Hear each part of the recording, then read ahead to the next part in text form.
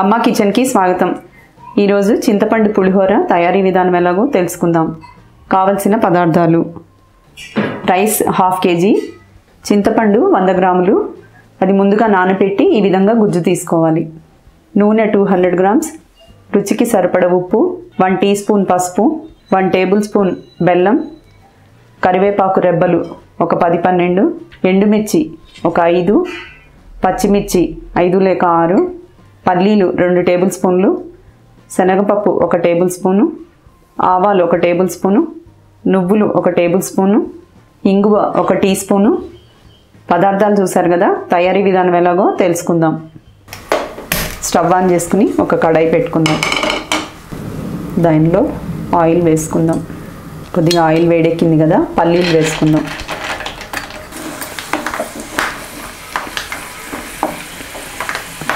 పల్లీలు కొద్దిగా వేగాక పచ్చిశనగపప్పు వేసుకోవాలి. ఆవాలు 3 వేసుకుని పోపు వేయించుకుంటూ ఉండాలి.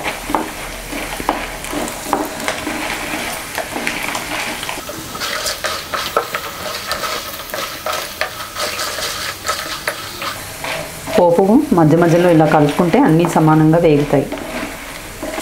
ఇవి కొద్దిగా వేగాక పచ్చిమిర్చి వేసుకోవాలి.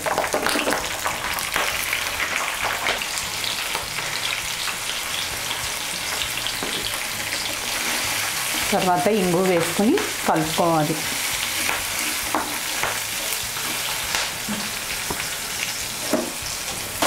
ఎండుమిర్చి ఒక 4 వేసుకోవాలి.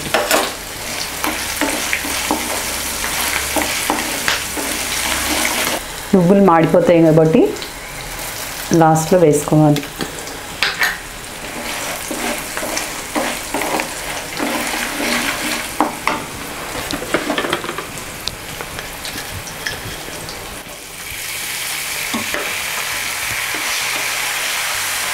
కరివేపాకు వేసుకుని మొత్తం కలుపుకోవాలి. పోపు వేగింది కదా, దీనిలో ఈ చింతపండు గుజ్జు వేసుకోవాలి.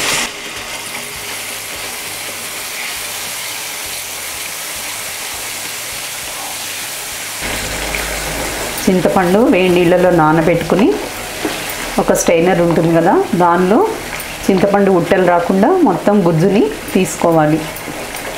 చింతపండు పిసికి స్ట్రైనర్లో వేసి గుజ్జునంతా తీసుకోవాలి. అప్పుడు ఉట్టెలు రాకుండా పులిహోర చక్కగా వస్తుంది. చింతపండు వేసాక మీడియం ఫ్లేమ్ పెట్టుకొని ఈ గుజ్జు ఉడకనివ్వాలి.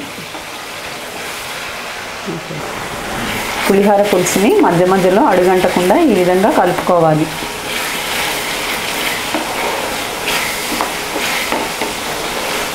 దీనిలో కొద్దిగా బెల్లం వేసుకుంటే టేస్ట్ బాగా వస్తుంది.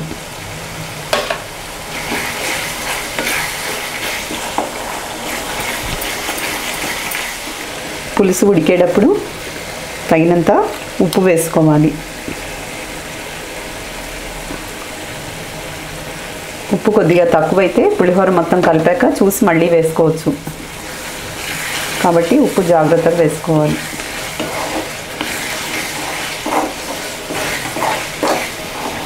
చూసారు కదా, పులిహోర పులుసు రెడీ అయిపోయింది. స్టవ్ ఆఫ్ చేసుకుని చల్లారాక అన్నంలో కలుపుకుందాం. అన్నం అంటుకోకుండా దీనిపైన విడివిడిగా రావడానికి ఒక 2 టేబుల్ స్పూన్స్ నూనె వేసుకోవాలి. దానిపైన పసుపు వేసుకుని ఈ అన్నాన్నంతా కలుపుకోవాలి.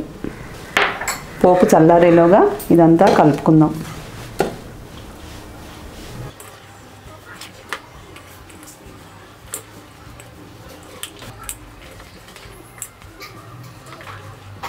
చూసారు కదా, పోపు చల్లారిపోయింది. ఇప్పుడు అన్నంలో కలిపేసుకుందాం.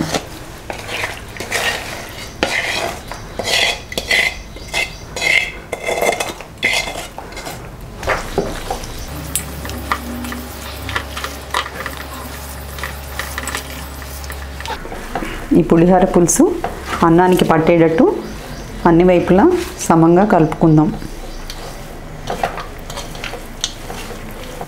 చూసారు కదా, పోపు అంతా ఇలా అన్ని వైపులా సమానంగా కలుపుకోవాలి.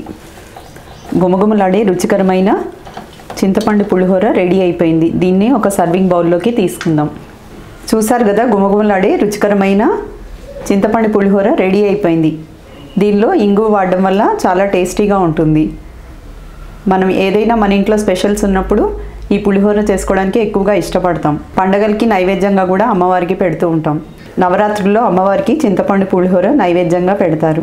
చూసారు కదా, మీరు కూడా ట్రై చేసి రుచి చూసి మీ ఫ్రెండ్స్కి రిలేటివ్స్కి షేర్ చేయగలరు.